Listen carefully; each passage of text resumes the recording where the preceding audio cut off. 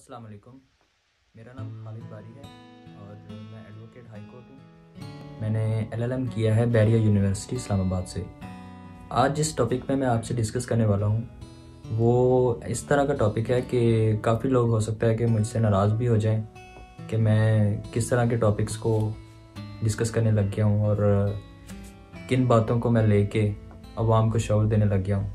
लेकिन चूँकि ये हर औरत का हक है तो इसलिए हमें इस पे भी अवेयरनेस देने की ज़रूरत है, बात करने की ज़रूरत है।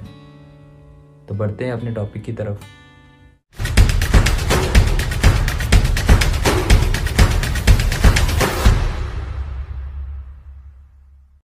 जी, आज हमारा टॉपिक है डिसोल्यूशन ऑफ मैरिज यानी कि तनसीखे निकाह। तनसीखे निकाह की ज़रूरत कब पेश आती है?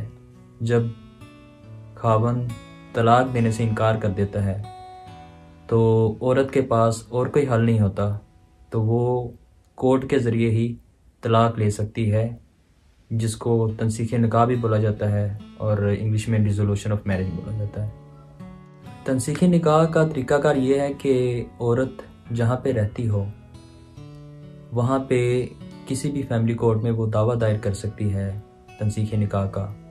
ज़रूरी नहीं है कि जहाँ पे उसकी मुस्तकिल रहाइश हो वहीं पे वो कर सकती है। अगर वो कहीं पे आर्जी तौर पे किसी शहर में या कहीं हॉस्टल में रह रही है तो उस इलाके की जो फैमिली कोर्ट है वहाँ पे भी वो तनसीखे निकाह का दावा दायर कर सकती है।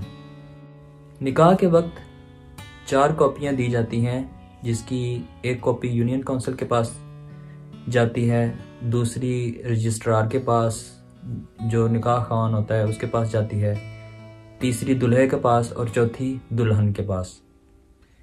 तनसीखे निकाह का दावा दायर करते वक्त दुल्हन को निकाह की कॉपी साथ लगानी पड़ती है।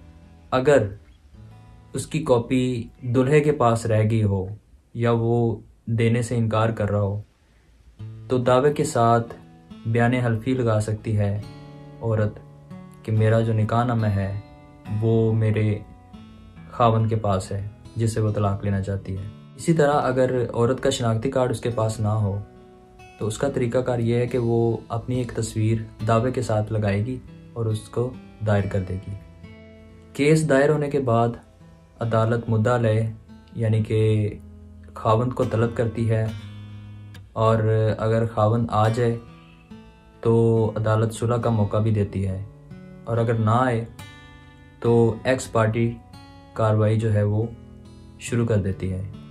एक्स पार्टी कार्रवाई शुरू होने के बाद अदालत एविडेंस रिकॉर्ड करती है। एविडेंस इसमें 2 तरह की रिकॉर्ड होती हैं। अगर तो खावंद आ जाए, पेश हो जाए अदालत में बुलाने पर, तो खावंद और उसके गवाहान और दूसरी तरफ से औरत और उसके गवाहान दोनों के बयानात होते हैं। उसके बाद अदालत केस का फैसला सुनाती है। दूसरा जो तरीकाकार है एविडेंस रिकॉर्ड करने का वो उस सूरत में है अगर खावंद कोर्ट में पेश ही ना हो तो फिर अदालत एक तरफा कार्रवाई शुरू करके यानी कि एक्स पार्टी कार्रवाई शुरू करके सिर्फ औरत और उसके गवाहान के बयानात रिकॉर्ड करके फैसला सुना देती है। इसके बाद इन एविडेंस को एग्जिबिट किया जाता है और एग्जिबिट होने के बाद कोर्ट डिग्री जारी फरमा देती है। इसमें एक बहुत ही इम्पोर्टेंट पॉइंट होता है जो कि बहुत कम वकीलों को पता है कि फैमिली कोर्ट में खुला की डिग्री वाहिद डिग्री है जिसको बाद में सेट असाइड नहीं किया जा सकता।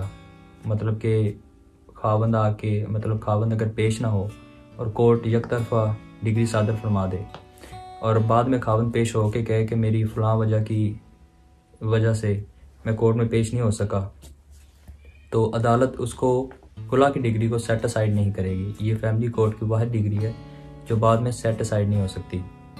हाँ, अगर खुला के साथ औरत ने खर्चा नाना नफ़का का भी दावा किया हो तो खर्चा नाना नफ़का की हद तक सेट असाइड कर सकती है, लेकिन फिर भी खुला की डिग्री को सेट असाइड नहीं किया जा सकता। तो ये था जी खुला लेने का तरीकाकार। मुझे उम्मीद है कि मेरी ये जो वीडियो है ये उन ख़वातीन के काम आएगी जो मज़लूम हैं, जो ख़ावंद के जुल्म व तशद्दुद का निशाना बन रही हैं और अपने हक़ के लिए तलाक़ लेना चाहती हैं और उनके ख़ावंद उनको तलाक़ दे नहीं रहे, तो वो इस तरीके के ज़रिए अदालत से तलाक़ ले सकती हैं। तलाक़ और खुला में जो फ़र्क होता है उसके लिए मैं अलग एक वीडियो बना के यूट्यूब पे शेयर कर दूँगा इंशाल्लाह। मेरे चैनल को सब्सक्राइब कर दें, बेल आइकन को प्रेस कर दें ताकि मेरी आने वाली वीडियोज़ आप तक पहुँचती रहें। Thank you so much. अल्लाह हाफ़िज़।